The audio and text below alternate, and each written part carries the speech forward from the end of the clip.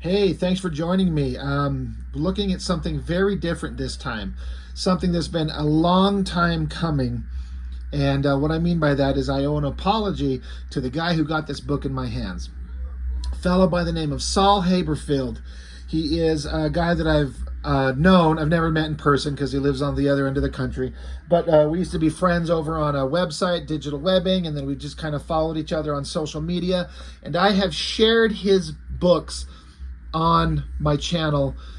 He's got 2 issues of this book called Beyond the Void, which are quite honestly some of, if not my most favorite modern comic book. And I'm not saying that as a joke. Like, I love what he's got going on in them so much. It just fits what I'm interested in such a weird and kind of surprising way. And I'm always up his ass about when's book 3, when's book 3. But the man has got a wife and a job and a baby and all kinds of stuff. And so he's working on it like all of us do, diligently, but he's getting there.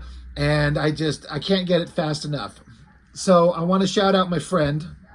But last Christmas, he sent me a message and he's like, "Hey man, I sent you something. You got a package coming in the mail. I think you'll like it, and I think you might enjoy it as content for your channel." I'm like, all right. He didn't tell me what it was. So it showed up and I get this massive package. Now, why do I say massive? Well, we're looking at it, right? This right here. Look how thick this thing is. Let me see if I can see a page count in here. 400 and more than 482 pages. Right there. And I was like, oh my dear Jesus Lord, what a giant ass book. What the hell? And it's always I found it kind of hard to, like, any new comic book. Sometimes it's hard for me to find the time to sit down and get the time to get focused and to be able to read it and pay attention to it, because there's so much other stuff going on. And I was shocked at the size. So I messaged him. I'm like, "Hey man, thanks. I got the book. Never heard of it. No clue. No idea what this is." And he's like, he's like, "I think you'll like it." And he even brought it up preemptively. He says, "Don't worry about the size. It's a surprisingly breezy read. You could get through it relatively quickly. It's not like you're committing to read a giant novel." I was like, oh, okay. And he was exactly correct. And I told him I will get this on the channel as soon as I can. Now, here I am 7 months later, for a variety of reasons. One, that I was like, well, I don't need to be in a big hurry. I did read it pretty quickly. And I messaged him and said, "You are not wrong, man. This thing spoke to me in several ways. I was shocked at." We'll get into that in a minute. But I just, I wasn't in a big hurry. I had other things to do. And then with such a massive book like this, how do I talk about it? I can't go over 480 pages in one video. That would take 3 or 4 hours. But it is broken up into chapters. So I'm going to do the first chapter, which is like 80 pages. So I spent last night and then just barely in the last hour kind of going through it and kind of reading over the chapter 1 again, trying to put my thoughts together to kind of breeze through it, to give you an idea of what this book is about and why it's so good. But first off, Scott McCloud. The only thing, I'm aware of him, I've been aware of this guy for a long time from Scott McCloud's Understanding Comics, right? Now, I've only ever read that thing one time. One of my buddies has a copy of it that I got to read years ago. I don't remember too many specifics of it because, again, it's been years ago and I only read it one time. But I do remember thinking, this guy explained so many things about the power and the abilities of the visual storytelling medium that is comic books. Some people just think, oh, it's just superheroes. They're punching and they're fighting and it's fun and it's childish entertainment. Sure, it can be. And that's completely valid. It's completely fine. But honestly, comic books are just another tool in the world of storytelling. If you want to write like a novelist, you want to make movies, TV shows, if you want to tell a story through painting, because, you know, like a painting, a single image is a version of storytelling, because it's a single image that kind of evokes possibilities of what could this mean, what is going on, and so then you kind of fill in the gaps. And that is certainly an extremely, obviously, valid kind of art form. The reason I'm kind of stuttering over my words there is, like, I'm talking about what I'm interested in personally is storytelling. And sure, a single painting or illustration has the potential to be like, here's some characters or a scene or a subject, and it makes you kind of wonder where this is and what's going on and what is the feelings and the thoughts behind it. It makes you think. It's evocative in that way.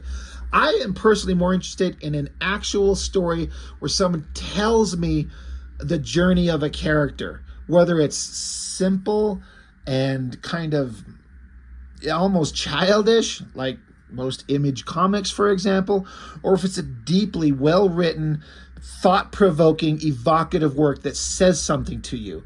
That is what this is. And so it is not a superhero comic at all. And it's just like, what are we looking at? A picture of a guy staring at us, and it says The Sculptor. Like, at a glance, if you've just been reading superhero comics all your life, and somebody handed you this giant fucking novel, and it's like The Sculptor. I mean, it's not like it says Bloodstrike or Cyberforce or X-Men. So how much of a shit do you give? You know, how do you sell this? And I'm also kind of surprised at the format with Scott McCloud. As I understand it, it was released in this giant book form. This is the only way that you ever get your hands on it. It's this giant book, and it's got like a retail price on it in here of like $36. So it's, you know, it's a bit of an investment. And it was only made back in 2015, so it's relatively new, you know, comparatively. So I'm curious as to how well this did. I suspect it did pretty well. I mean, Scott McCloud is a name. When you got Neil Gaiman saying it's the best graphic novel I've read in years, that's saying something, right? Speaking of saying something, I'm 7 minutes into this video and we haven't even got into the damn book yet, and I was worried about the time frame. So this book, it speaks to me as like a guy who's a creator, like who makes comics, knowing that you're about to read something from Scott McCloud, the guy who wrote Understanding Comics, right? So there's going to be storytelling methods and tricks inside this thing that are so clever and subtle. It's subtle storytelling and subtle little things that you do when making a comic to get an idea across or evoke a feeling or a sound or a mood.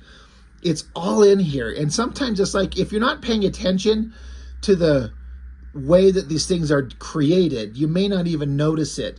But your brain does in a subtle, subconscious way when you walk away from reading this book and you feel something. It's all these little subtle things put together to make a creative package that tells you a story in an interesting way that you just weren't expecting. So as far as creating comics, masterclass work here, in my opinion, and I'm inspired and I've learned things just by reading this. And now as far as content, there's two things that go on inside here that, again, I was shocked at how much it spoke to me, how much it touched me, and generated genuine feelings inside me because I could relate. I could not believe it. There's two basic things going on here. It's relationships with friends and family and lovers. And the other thing is a creator, an artist who has to create and do his art and do his work, sometimes at the expense of everything else. And that's what's going on in here. And you could tell that this is written by a guy who has that drive, because only an artist could write this story and explain it in a way that makes you feel it and understand it. I'm a little bit hesitant to read the breakdown here. I'm sorry, I can't remember what these little inside flap kind of descriptions of it are. It's like the elevator pitch.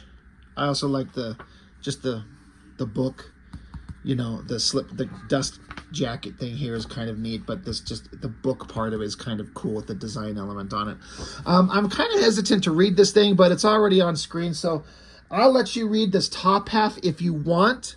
I'm going to reveal what this is as we talk about the first chapter in this, but so you can read that if you want. I'm going to read the second half of it here. It says, "This is a story of desire taken to the edge of reason and beyond, of the frantic, clumsy dance steps of young love and of the world's greatest city rendered in a gorgeous street-level portrait.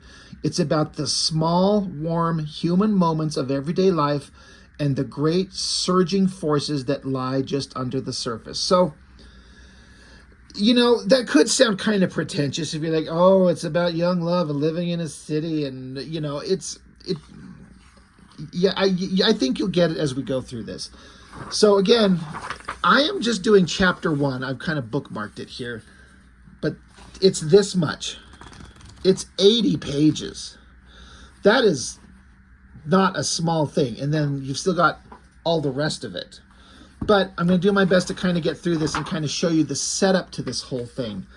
And again, the storytelling that goes on in this thing, it just blows me away.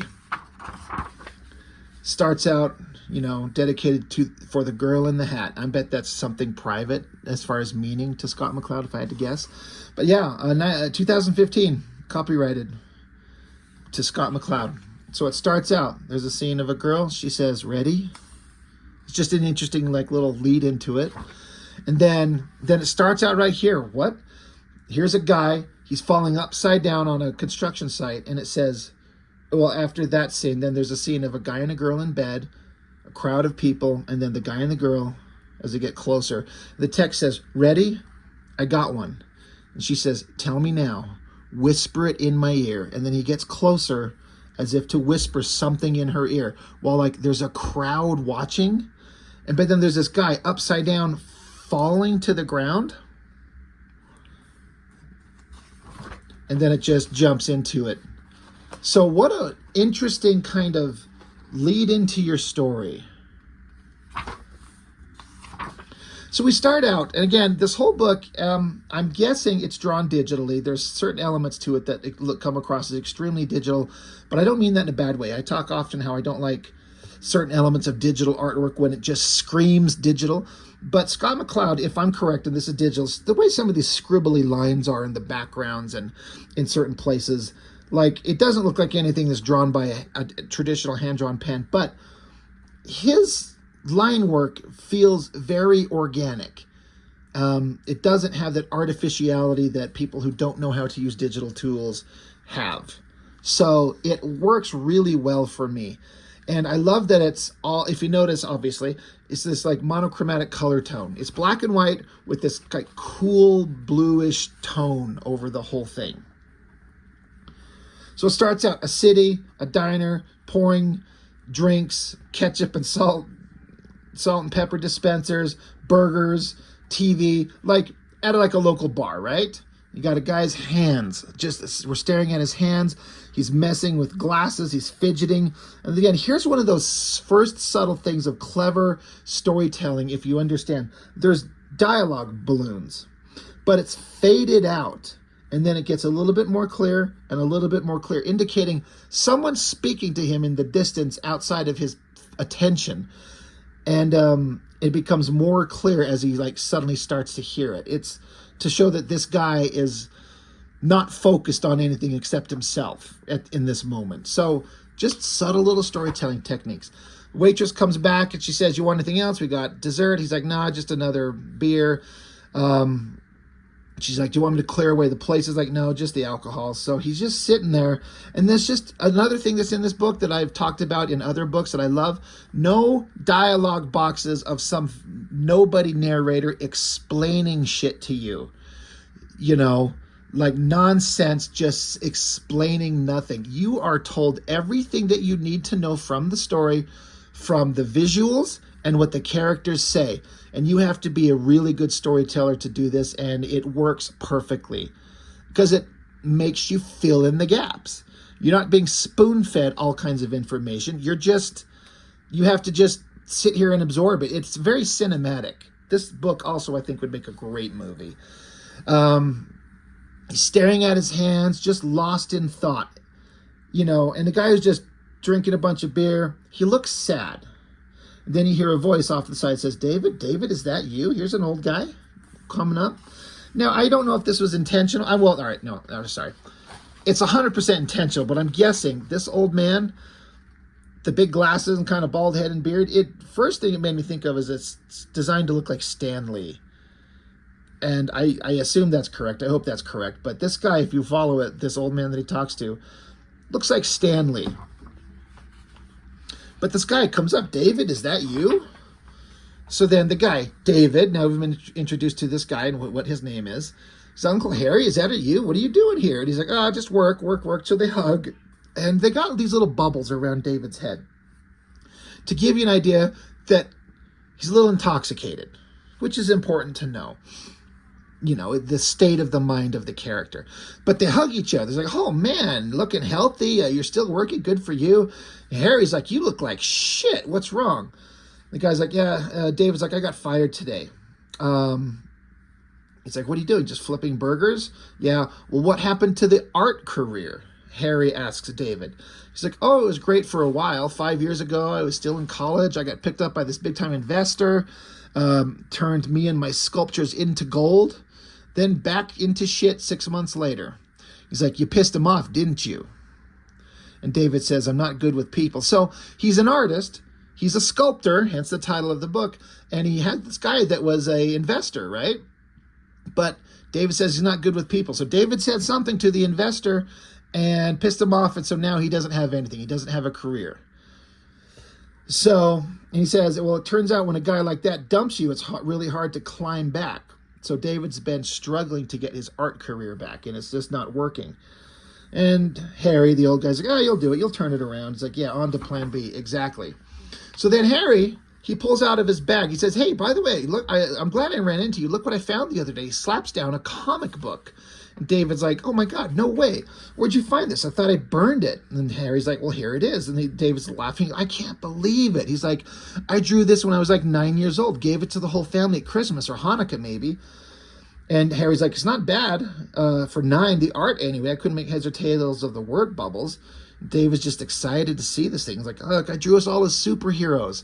Mom is a painter. She's got the super paintbrush that makes bad guys hurt all over. Susie is a genius girl because, even a little kid, she was very smart. Says, I'm a super sculptor. I shape stuff with my hands. So anyway, it's just this cute little comic that he made as a kid. And so they're just laughing at like, oh my God, because this is his uncle, Uncle Harry, who's part of the family, and they know each other. And here's this artifact that David thought he lost years ago. So Harry's like, you could have drawn funny books for a living. Those guys make a ton of money. And the sculptor David's like, yeah, I'm not sure that's right. There's a little bit of like inside information probably coming from McCloud himself. So they just go on and have these conversations about what it was he wanted to do. And, he always wanted to be a sculptor, but it didn't work out. You had a girlfriend and she's gone. So Harry's like, well, look at the waitress. She's cute. Look at her. And David's like, I don't think a drunk loser is her type. Don't say that. Anyway, so the waitress comes along and slaps down the drink in front of David again. And so Harry kind of points the girl towards him and be like, hey, have you ever heard of that famous sculptor, David Smith? And the girl's like, oh my God, is this you? Well, the problem is that there's another famous sculptor out there with the same name. And they have this, they share the same name. And this actually bugs the nobody David Smith, but the girl doesn't understand. She's, oh my God, I remember hearing about you. I had an art teacher that just loved your stuff. So David ends up screaming at her after just listening to this and getting frustrated. He's like, I'm not that David Smith, damn it. And he's like, look, that David Smith is one of the greatest sculptors. I'm just a nobody. I just got the same name. So he's pissed off. And so the waitress is kind of like, oh, well, excuse the hell out of me. Never mind. So, it's kind of quiet. So Harry asked David, So there's no plan B, is there? And David's like, I haven't sold a sculpture in a year. And then, well, how can you afford rent here? It's terrible. And he says that he got a deal on its place to rent it for 1/5 of what it was worth, because the landlord would always like sublet these apartments to guys with promise. But that deal is almost up. That landlord is gone. And once the contract that they have to rent this place out in like 2 months is up, the new landlord is going to kick him right out. And the star of the book here, David, he's only got a little bit of cash. So he's sad. He's miserable. He doesn't have his career. The place he lives in is about to be, he's about to be evicted. He can't make his artwork work. He broke up with his girlfriend. Everything's miserable. So then Harry says, well, here, let me pick up dinner for you. And David says, I can't take your money. He says, nope, I don't take charity, no handouts, no debts. I promised myself. So then this girl sitting behind him, because they do mention, Harry's like, well, if you have no money, what are you blowing your money here for? He's like, well, it's my birthday. So Harry's like, what are you blowing your money here for? If you don't have any money, let me pay. And that's where he says that I can't take your money. Then this girl who's sitting behind him at the restaurant, she's like, it's my birthday too. So she's being kind of cute and like, oh my God, like she's so excited, so full of life. And but then the parents of the little girl are like, hey, don't bother the crazy man. And the girl's like, he's not crazy, he's just sad. So they kind of have a little moment of like, yeah, the girl's smart. She can see that you're not crazy, you're just sad. So anyway, they get back into it. He's like, I don't know how to get my life going again. I have no money, no resources, no one to care, and no time before they kick me out. He says, still, every night I see them, these big, monstrous, beautiful things I can make, so real I can almost reach out and touch them. My dreams keep growing, Harry, even while my options keep shrinking. It's like they're demanding that I make them, demanding to be seen, demanding to exist, and now I'm scared I'll never finish a single one. So this is suddenly where in the story it started connecting with me.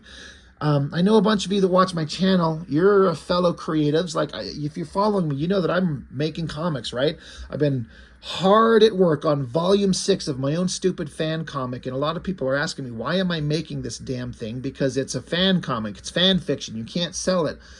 It's because it's something that I'm interested in. I'm making it because I want to. But the idea of an artist, there are things inside him that you have to create. I have to make this. I have to do this. And he's worried that he'll never make a single one of these ideas. That spoke to me in a big way. And I think if you're an artist and a creative, that touches you. It should, I would think. If it doesn't, then I just wonder how much is art and creativity a really part of your soul, unless it used to be a big part of it and you've let life kind of take it over and squash it, which happens to us all. Believe me, I get it. I'm lucky to be in a position where I can sit right here at this desk every day and create. So David continues, I wish I could just wave my hands like in this stupid comic and make my artwork, but it's just not that easy. So David, a little bit more drunk, he's like, I'm sorry, you shouldn't have to listen to me whining. So then they just kind of sit here and just kind of have a cute moment. They're holding hands, and David's like, look, it's just good to see you. You were always Mom's favorite uncle. And then Harry's like, yeah, your mom was a sweet kid. So David's like, God, it's been so long. And Harry's like, yeah, it has. It feels like a million years, doesn't it? David says. And Harry's like, uh-huh. So David's like, man, the last time I saw you, you were dead. Like, David has this realization as Harry just keeps looking at him. It's like, you were dead. So he stops. He's like, wait. I haven't seen you in years. So there's this silent moment. And again, look at this panel. God, I got to take this goddamn dust jacket off this thing. It's driving me insane fucking around with it. God. Anyway, how all the colors are kind of blown out and the figures are the only ones in black line to focus on them. You see a lot of that in this book. But there's this realization where David's like, this Harry, you're dead. So there's some panels to just kind of show everything else going on in existence around them, except this moment between these two. And Harry says, life doesn't always turn out the way we planned, David. So David's like, who the fuck? And Harry's like, I'm your granduncle Harry, and you and I are just having a little conversation. So Harry says, now, listen closely. Here's how things are going to go from here. And David's picking up that comic. He says, I did burn this. I swear, I remember burning it. Harry says, first, you'll move out of that big Manhattan loft and head upstate. You'll find a little place you can afford and start a new life. Maybe get a job teaching at a community college. Maybe meet a girl at Best Buy. Start dating. She'll put up with your crazy habits. You'll put up with her musical tastes. David's like, I don't understand what's going on. Harry continues, time will pass. You'll make it official. You'll get a starter house, 2 boys, a yellow lab, a minivan. David says, that isn't me. Harry's like, well, why not? It could be.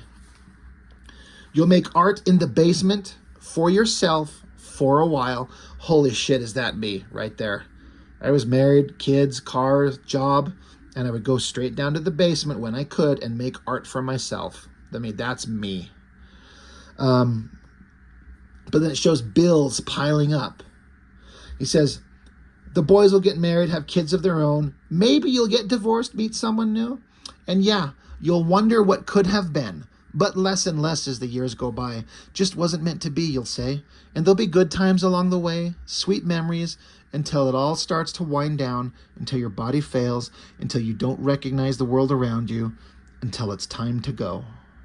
So he's talking about just living a mundane, everyday life. Get married, have kids, watch them grow up until you grow old and die. And David says, that isn't me, it can't be. Harry says, why not? It's a decent life. Food, sex, running water, a roof, not to mention love and family. Those aren't small things. Holy Jesus Christ, is that correct? Like, that, love and family, those are big. That's a big deal. What else could be more important in life? Unless you're someone who has that desire to create, which is what David says. He's like, it's not enough. Harry says, you kids, you're so spoiled. Billions would kill for that life. So what if the art thing didn't work out? Is it really that important? And David says, it's all I have. And Harry just looks at him. He says, what would you give for your art, David? And David's got his head in his hands and he looks, he says, I'd give my life. Now this part where David says his art is all he has, that spoke to me. I've talked about this before, and forgive me if I'm repeating myself, but when I got divorced, everything was taken from me. I didn't have house and wife and kids and car and everything, like everything that was going fine. Everything was great for 10 years, and then suddenly it was a 3-year destruction, and I was eventually just out on my own. And I talked about how, for me, once I was divorced and out on my own, living in this house that I'm in now, the only thing that I had left in life that I had full control over, that I loved, was my art. And so that is a big thing. David acts like he's got nothing. He's got no wife. He's got no kids. He's got nothing except his art. So Harry's asking, what would you give? And he said, I give my life. So then Harry takes his hand. He said, let me have your hand. Just try a second. Try to hold still. I got to show you something. So Harry is reaching out with his finger to touch David's hand. David's like, show me what? Harry, what are you? And then Harry's hand suddenly looks like it's bone. And then here's one of these like subtle little storytelling things. See how these panel borders are all within like a structure of exacting borders? But look at this little panel. It's small and just brought in just a little bit, and the eye is faded out. It's just a way to show like something different has happened. That panel is receded just a bit. It's just off. Something different happens as this Harry, who's supposed to be dead, but he's talking to him. Now his hand is a skeleton, just touches him. What's on the next page? Nothing. Nothing's there. So you interpret that, right? What did he just see? What did he show him that's nothing? Come back, David's on the ground. What the hell was that? And Harry's like, I think you know what it was.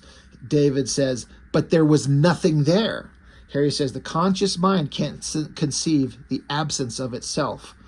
not without a little help. So I think it's kind of up for interpretation, but what I read it as is he's trying to say, what's in the next life? Nothing. There's nothing there. That's what he's saying. The conscious mind can't conceive the absence of itself. You can't conceive where there's nothing. There's nothing else.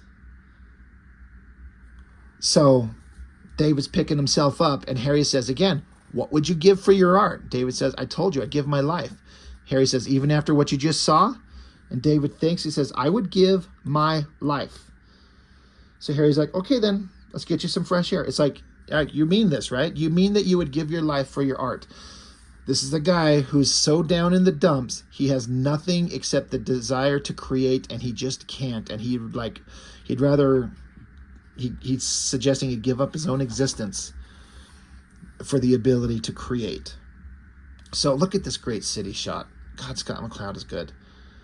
So David says, Harry, what's happening? Harry says, when the sun comes up, you'll get your wish. Well, what wish? He says, trust me, it'll all make sense at sunrise. After that, if you like what I've given you, you'll have 200 days to use it before you die. That's all he says. If you like the gift I've given you, you're going to get your wish. And if you like that gift, 200 days to use it before you die. So Harry, who's still a little drunk, a little intoxicated, heaves over on the side. He's like, I'm going to be sick. Harry's like, keep your head down, get some blood into it. And then you hear David saying, he's like, they're gone, aren't they? Mom and Dad and Susan, gone. And Harry's like, yeah, they are, but not you. So it's like, I don't know if we've really been introduced to who they are, but you could get the idea it's his family. They're gone. And Harry's like, yeah, they are, but not you. You're not gone. You're still here. Then you cut over, boom. David's by himself. Harry's gone. Speaking of being gone. And David just looks around, gets a phone call, and he's like, oh, shit, yeah, I'm all right. Oh, God, is that today? He's like, he forgot about a thing. He's like, I'm maybe 10 blocks from there. I'm on my way. I'm coming. He just stands there. He's like, I'm okay. I'm okay. Like this whole conversation that he just had with like this being that was somebody that he thought that he's seen before, or he know who this other person was, but that person's not supposed to be there. Is it a dream? Did he just imagine this? Is it because he's drunk? And the guy's just gone. I've actually had an experience like this. It's kind of hard to explain, but I had an experience where I swear to God, I was woken up and had a conversation with somebody that was of a higher power and had a long conversation. I can remember it clearly. And then it's like, and then I woke up. I'm like, was that a dream or did that actually happen? I've had an experience kind of like that. So this spoke to me. But he's like, shit, I've got a thing. I've got to go. So we get a shot of a big, expansive crowd of people and just a bunch of shots of the city. Cars, streetlights, birds, a shot of the sky. Here's our guy, highlighted in the black with everyone kind of faded out in the color. And then we're getting to see some memories. And as you read it, you understand that this is him going back in his mind at the things with his family. Like this is him as a kid. Mom is hauling away the younger daughter. The dad is saying, you have to be gentle with her, David. And he's like, she hit me first. Later on, the mom is reading a story to the daughter, and she's like coughing and hacking as she's reading the book with mom. Then they're a little bit older. The brother David made a sculpture of his sister, who now they're grown up, but look, sister's on crutches. Sister is obviously kind of weak. And then we see David just focused as he's going back in his mind. And so now we're getting some history. He continues going down his mind with his memories of the family things. It's like the mom says, your dad is doing the cooking. The sister says, can we go to Burger King after? And dad's like, I heard that. Just mundane, everyday family shit. The dad talking to David. He's like, art's a noble pursuit, but hardly a career. You can't count on turning your dreams into a job. And he's like, well, you did, Dad. Then another panel with the mother. She's on the phone with a look of shock on her face, and the dialogue saying, wouldn't Dad's plane have landed by now? And then here we got David. Clearly, Dad's plane crashed. And this is after the funerals. There's David as a young man holding an airplane. So then it cuts to David. He's in the basement just working on his artwork. And someone's saying, David, you have to sleep sometime. Another scene. Mom is saying, I'm telling you, it was our favorite song. And they're like, Mom, that's nobody's favorite song. So Mom just kind of thinking about her husband who's dead now and David's father. And then it cuts to a scene where David got like a scholarship for his art. And sister's kind of worried that he's going to be gone. Now, another scene, Mom is saying, it's just a test. It's just a test. They think it's benign. But I'm like, wait, they think? And they're like, don't be paranoid, David. Cut to, they're at the funeral. Mom died of cancer. So dad died in a car crash or an airplane crash. Mom died of cancer. Sister's freaking out because she says it's supposed to be me. So it's just brother and sister. They're all that's left. But brother's going to go away to college. He's got a scholarship. Sister got into a college. She's majoring in something else. Sometime later, David's calling the sister. And they get a roommate. He gets the roommate of his sister. And the roommate says, David, listen, I have bad news. So we basically just learned dad died, mom died, sister died. So David has nobody in his life. No one except himself. All he has is his art. So there's a big crowd formed in front of him, blocking his way. He's trying to get to this place. It's like, shit. So he's trying to push through this crowd. Excuse me, I'm late. Pardon me. Why is everyone just standing around? Everyone's just standing around. Suddenly, everyone turns around with these big, bright bug eyes staring at him. Just intense. He's like, what the fuck? What is going on? The crowd just now, everyone turns and is looking at him. Staring silently, everyone, they form this big circle around him, and then everyone bows down to him. He has no idea what's going on. A look of shock. He turns, looks up in the sky. An angel is coming down to him. There's a woman flying with wings. She floats down to him, comes up to him real close and says, everything will be all right. She kisses him. So we've already seen him talking to somebody who was dead, is the idea. Now there's an angel floating down to him to saying everything will be okay. And then she just kind of stands there holding his face. And he's like, I don't understand. Kind of fades out. A flock of birds, pigeons or whatever, just flap in front of his face. So he shuts his eyes and throws up his hands and looks. Everything's gone. Everything that just happened. All the people, the girl, the angel, the birds are flying off into the sky. They're all gone.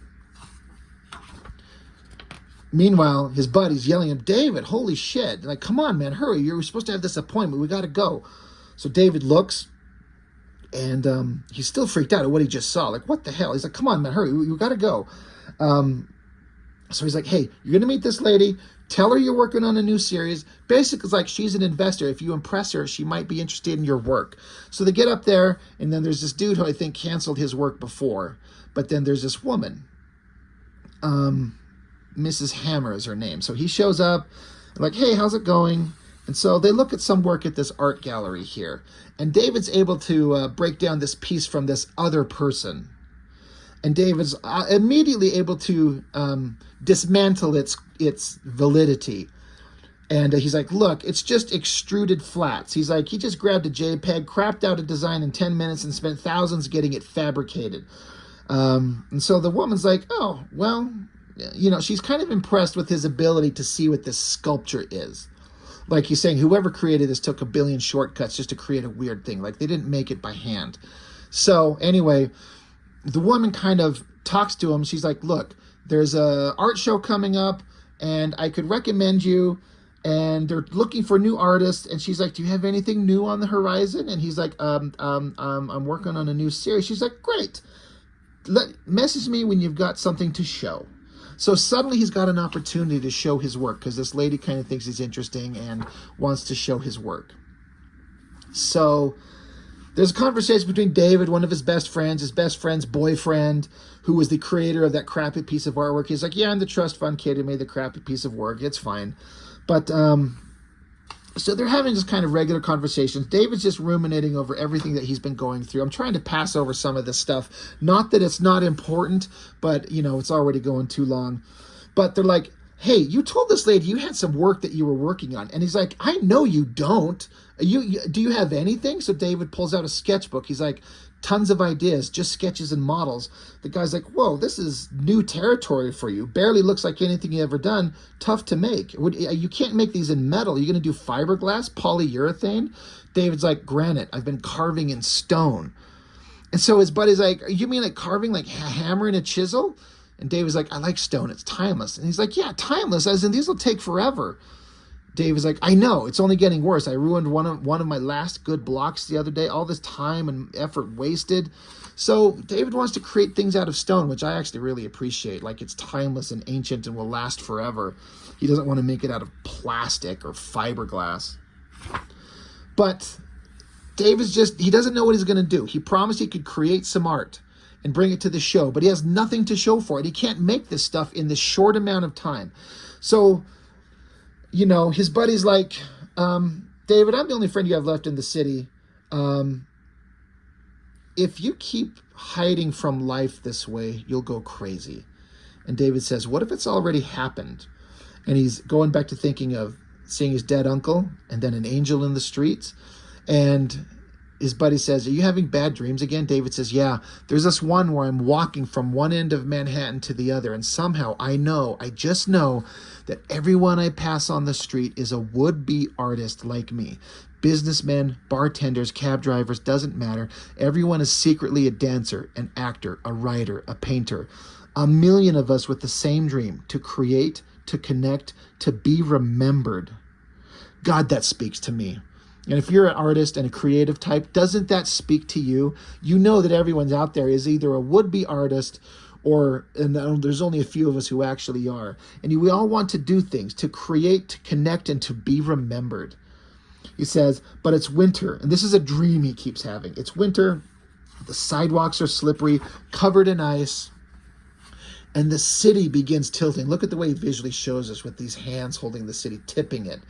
He says, and we're all sliding, all of us, sliding down this horrible giant ramp into nothing, into the void, like all these characters falling off into nothing. And then it comes back to the real world, and the buddy's like, so help me God, if you say the conveyor belt scene from Toy Story 3. He's like, yeah, it was on Stars. I told you not to watch that. So it's a funny, real world, you watched a movie, then you had a crazy dream that felt like that. Anyway, after all this conversation, his buddy's like, come on, we're going to a party. You got to get your head straight. You got to relax. You need to go to a party. He's like, I hate parties. No argument. So let's just go. Everything will be all right, his buddy says. And then he stops and thinks of what the angel said to him. Everything will be all right. Just kind of faded out like in a memory right there in that panel. So well done. So then we get to these big scenes. Again, look at this rave party. City's dark. The sound effects, the words. I've mentioned how I don't like sound effects in comics, but when you use it right, it's where it makes sense. Like the big, heavy, thumping beat of music in the background of a big crowd. But there's tons of people. Look at the effort going in to draw these crowded scenes. Different body types of all kinds of different people. Absolutely brilliant. But anyway, they're like, get out here, mingle, talk to people, talk about art. There's some cute girls out there. Go make friends.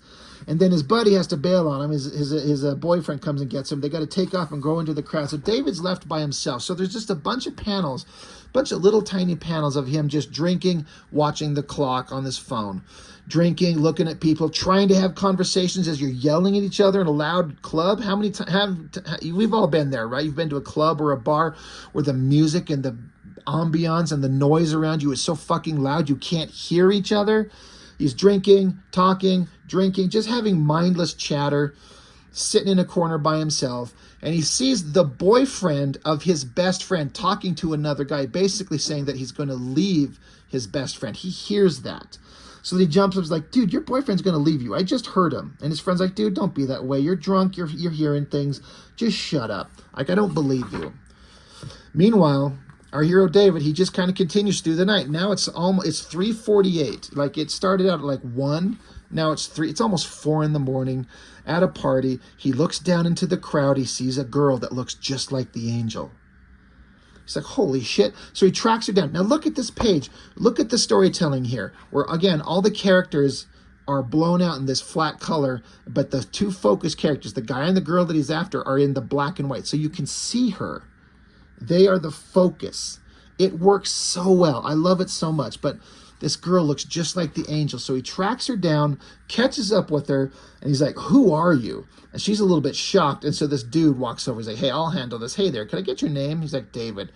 He's like, David, good to meet you. I'm this guy. This is Meg, blah, blah, blah. And then all the people in the crowd are like, oh my God, that's the guy. Oh shit, how did he find us so fast? And so this dude is like, Meg is an actor in a street theater troupe I started. In fact, a lot of people in this room are from that troupe. He's like, and so the guy's like, look, I know this is going to sound weird, but today, David, you are the sole audience for a massive performance called The Sad Man. You're the sad man. We literally chose you because of the look on your face. This guy helped us track you, and we had the girl on some wires, and it was just an act. It was just a show to create a real life kind of real reaction from somebody who's miserable. And we had all these actors around you put on a performance for art. And so all the crowd are like, hey, you know, this is the crowd of people that surrounded him. And they're like, look, we edited it together. We just put it up. It's a quick editing job, but it's on like fucking YouTube. And this moment that he felt like was such a profound spiritual moment, almost a moment where he's so miserable. And here is something that come along and said, everything will be okay. He sees it. And he gets so aggravated and so agitated. He actually accidentally pukes onto the guy's laptop. But he's like, what have you done? He's like, he's screaming. Everyone's like, shit, the guy's flipping out. David's flipping out. And David's saying, I had a reason to be sad, you assholes, you power-tripping, manipulative, fuck you. Like, he's so mad that whole thing was fake. He was actually sad, and he was actually given hope. And he found out it's just a bunch of actors fucking with him. So he gets kicked out of the bar. And I'd be pissed too. The point of the story is that David is sad. He is sad. No family, no career, no lover, no nothing. And he can't get it going. He's got nothing. And somebody gave him just a hint of hope. And he finds out it was all a joke. Cut to just amazing storytelling. It's just silent. He's outside this club on a silent street. He's just sitting here, just silently to himself. Here he is on this side of the street here. Across the way is two people coming out. Now, they've got dialogue balloons, but they're just little indecipherable squiggly lines here and up here. So it's just giving you the idea that they're speaking, but you can't hear what they're saying to each other, which is another brilliant storytelling method. It's so good. But as they're getting in their bikes and going to leave, the girl looks across the street and sees him, and their eyes make contact. So she's like, you can tell there's no dialogue, but you can kind of get the hint. She's like, hold on, to her buddy. He's like, hold on, I gotta go talk to this guy. So she walks across the street, and in kind of a silent moment, she's like, I'm the one who suggested the whole angel stunt. It started small, but it kept getting bigger, and I let it. Part of me was worried this could happen, but I didn't say anything. I should have. I'm sorry. So she's basically saying that she got wrapped up in the creative part, and she was worried that they could actually hurt somebody's feelings, but she didn't know they would actually go that far. She should have said something, but she didn't. So she's apologizing to him, and she seems to really genuinely mean it. And he's like, you have nothing to apologize for. You all tried to give something wonderful to a total stranger, and it was all wasted. Like, it was wasted on me. The guy across the street is like, dude, we got to get going, Meg. And she's like, hold on just a minute. She's like, you have a home to go to? He's like, yeah, I'm supposed to get a ride with this guy. Do you know who it is? She's like, yeah, that's the guy whose laptop you puked on. He's like, oh, well, I guess I'll walk it. And she's like, at 4 a.m, it's like 5 miles.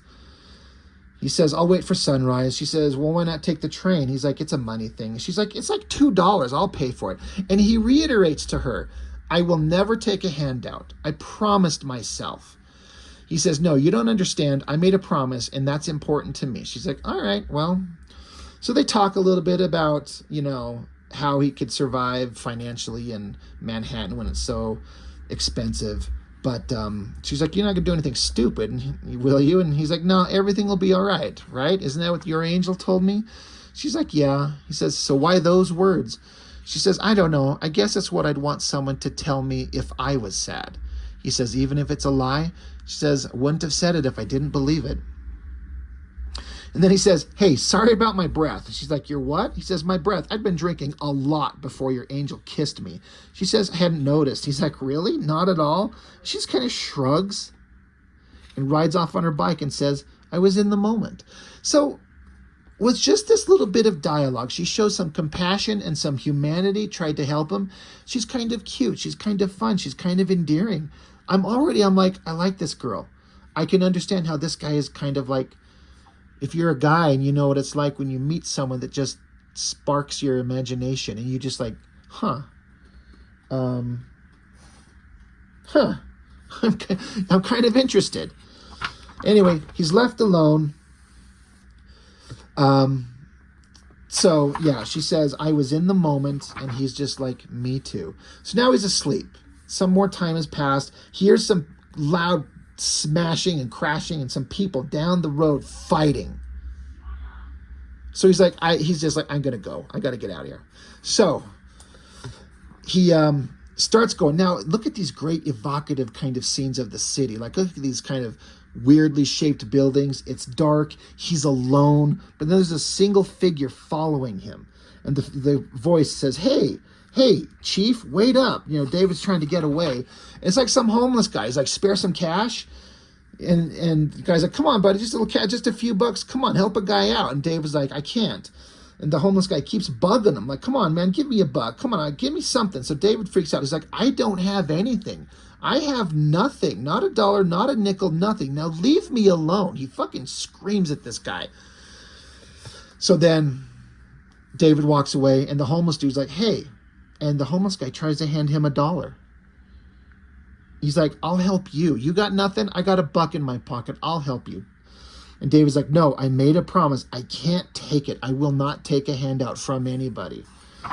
So then, God, first off, look at this great shot. Look at the architecture on that panel. That is fucking beautiful.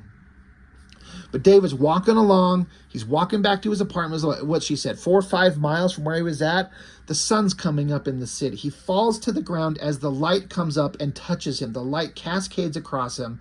He happens to land, because he's on a bridge, and he lands his hand on this diamond plate material right here. His hands are touching it. He's tired. He's pissed off. He's worn. He's broken. He stops. He picks himself up and looks down at the ground, and there are handprints in the diamond plate. And he looks at his own hands and sees his own handprints there. He's like, how did I do that to this steel on the ground on a bridge, which is like reinforced concrete and steel? And how are there handprints where my hands were just at? So then he repeats the words that he was told by his dead uncle, when the sun comes up. So he just stops and he looks. He goes over to one of the steel support girders, and he's just able to push his fingers into it and pull off a chunk of the metal. It looks like it's supposed to be like clay. And he's like, your wish. So look of shock. And he just takes off running. And then we just get some shots of the city as he's just running. And there's a look of happiness and hope on his face for the first time in this entire story. We're something like 80 pages into this book of this sad, miserable guy, and he's got a look of hope for the first time. He says, I'm the master of the universe, which I thought was kind of a funny thing if you know the fan comic I'm working on. Keeps running. For a minute, I thought they were trying to imply he could actually run faster than normal, but that's not the case. But he's just running because he's got a spark of life in him for the first time. Running. He gets back to his apartment, and it's just this giant studio apartment. You can see his bed, a drafting table, garbage cans full of, works that didn't probably work out, and just workspaces and tools everywhere. It looks kind of like heaven, if you ask me. Just this giant studio apartment where you can just create all day, every day. Anyway, he's tired. He comes up, and in the middle of the room is this big block of granite. He picks up his hammer and his chisel, these tools that you normally use to carve stone. He drops them on the ground, just looks at this thing and says, granite, you old stubborn bastard. He touches it with his hand, raises his hands in the air, and then slams them down. Boom. And look, the granite just manipulates like a liquid almost, like clay, like water. And then once he gets done touching it, it stays in that shape. He's like, holy shit. He starts laughing. So he just attacks the sculpture, and he just is able to manipulate this block of stone into anything. Round shapes, splashing it around like a liquid. Now he's surrounded. He's like broken it apart and made like spheres and pyramids and looks like coiled dog turds. He could shape this stuff into anything. He continues wafting it around. He shapes a perfectly shaped octopus. He shapes perfect, hard, sharp right angles of like architectural shapes. He says anything.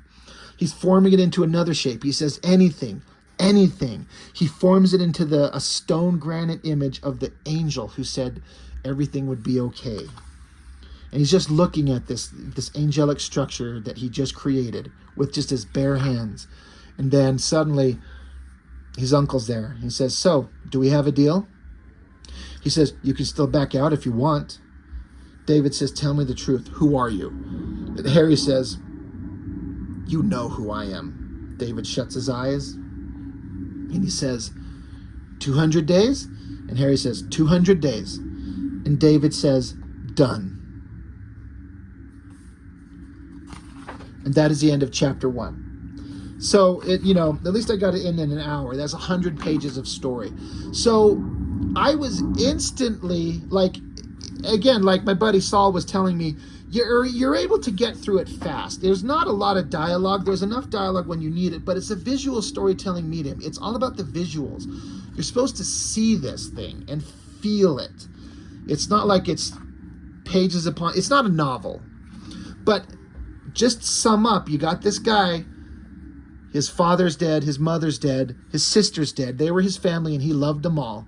He had a girlfriend that we never met, but the only human connection that he had, she left him. He's alone. All he has is his art. As I was talking about before, how there has been times where art was the only thing I had left for myself, and it's still one of the biggest things in my life. So I get it. I can connect with this guy. I still have family and friends, but this guy, he's so alone. No family, no friends, no job, no prospects. All he has is his art, but he can't do anything with it. So along comes this guy and says, I'll give you 200 days. I mean, this is death, right? Is that what this is supposed to be? He says, I'll give you 200 days and you can create anything. As we saw, anything with ease. So the struggle to create is eliminated, basically. It's just the ability to make anything in your head come to life. You can do this for 200 days and then you'll die. Do you want to do that? Or the other path he could take, he could go on and live a normal life. He could meet a girl, they could date, they can fall in love, they can buy a house, they can have children, they can watch them grow. You can do your artwork for a little bit for yourself in the basement, but eventually maybe you'll give it up and be like, I could have been an artist, but it just didn't work out. And until eventually you grow old, and then you die, which is a good life. Family and friends, love, food, sex, it's a life, it's an existence. And believe me, that is kind of everything. But for a creative, an artist who needs to create, who needs to do these things, what a fascinating story to put this in the hands of this guy and be like, you don't have anything else except your art? Well, now you have a finite time to do anything you want. Literally anything you can do. And he's like, done. So that is where I'm going to stop, because clearly I could not get through the rest of this. Chapter 2, it just gets more interesting. As you would probably understand with, any story, things might start out like, oh, this could be good, but then there are struggles that show up and you have to learn lessons in life and where is it going to go? We'll get to more of it. I'm kind of invested in getting into this thing again and see, because there's, 4 chapters, 5 chapters? We'll get into it. But it's just so good. It's a master class of storytelling. Scott McCloud is an absolute genius. And this is honestly the only thing I've ever read from in terms of comics. I know he's got comics out there. I just haven't ever seen him or read them. But I have read The Sculptor. And I think everyone should pick it up and check it out if you can. The dust jacket itself. So I highly recommend this book. We'll get into more of it later. Hopefully it won't take me another 7 months to get to it. So Saul, brother, thank you for sending this to me. We've just barely scratched the surface of the stuff that kind of touches me personally. And I think anybody who's an artist can find something fascinating within this story to relate to. And we'll get into the rest of it in chapters because it's so damn big. It might end up being 3 or 4 videos. So we'll see how it goes. But that's all I've got for now. Thank you for watching. I really appreciate it. I'll see you next time.